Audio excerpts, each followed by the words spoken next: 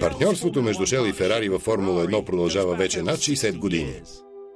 Това е връзка, изградена върху взаимно уважение и споделена амбиция за технологично съвършенство.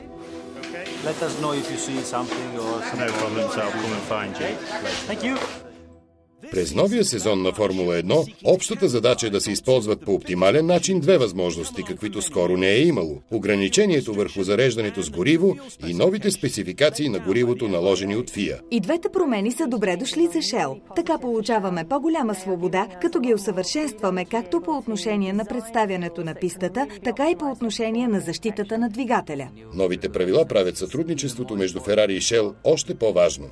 Ние караме с V-Power, което по принцип е превъзходно гориво, но сега работим усилено, за да го подобрим, като изседим от него повече мощност и едновременно с това увеличим надежността и живота на двигателя. Важно е да имаш добър старт, но е важно и да завършиш състезанието. Фантастична възможност. Може би най-голямата промяна в разработването на горивата от 15 години насам. Първата стъпка се прави на пистата. От опит знаем от какво имаме нужда. Знаем кои са най-важните параметри, върху които трябва да се концентрираме. Всяка седмица имаме срещи с хората от Шел. Опитваме се да им даваме възможно най-подборна информация. Работата върху новата горивна формула започна миналото лято в технологичния център на Шел в Торнтън, Великобритания.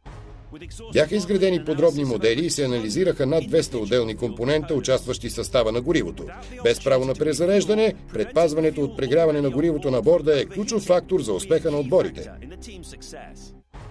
Днес болидите са много по-компактни в сравнение с началото на 90-те. Моторът е много близо до резервоара, което означава, че температурата на горивото е доста по-висока. Един от начините да преодолеем този проблем е като променим формулата на горивото. Сега разработваме гориво, което да може да издържа на по-високи температури, без да се изпарява вътре в резервоара, което може да образува въздушни възглавници, прекъсващи притока на гориво или въздушни мехури в самото гориво. Това се нарича кавитация и може да повреди горивната система безвъзвратно. Охлаждането на горивото не е единствения проблем. Увеличаването на мощността винаги е цел, но сега голямо значение придобиват и обемът и масата на горивото. На старта 20% от собственото тегло на болида е гориво.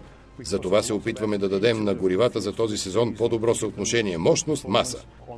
От друга страна, с оглед намаляването на размерите на резервоарите е важно горивото да има и добър коефициент мощност към обем. Задачата ни е двояка. Освен горива се разработват и нови масла. Те ще удължат живота на двигателите Ферари и ще отговорят на предизвикателствата, свързани с по-дългия състезателен календар на Формула 1, както и с горещината и пясъка на пистата в Бахрейн, където съвсем скоро ще стартира новия сезон. Каквото и да се случи, в крайна сметка това ще бъде един от най-оспорваните и запомнящи се сезони във Формула 1 от години насам. Мисля, че сме готови. Имаме някои нови продукти на Шел, които тестваме цяла зима и според мен намерихме идеалния баланс. Аз съм много оптимистично настроен. Тук в Шел работят едни от най-добрите специалисти по разработката на горива и масла. Това, което те постигнаха, е фантастично. Убедени сме, че започваме сезона с гориво, което ще върне Ферари отново на стълбицата на победителите.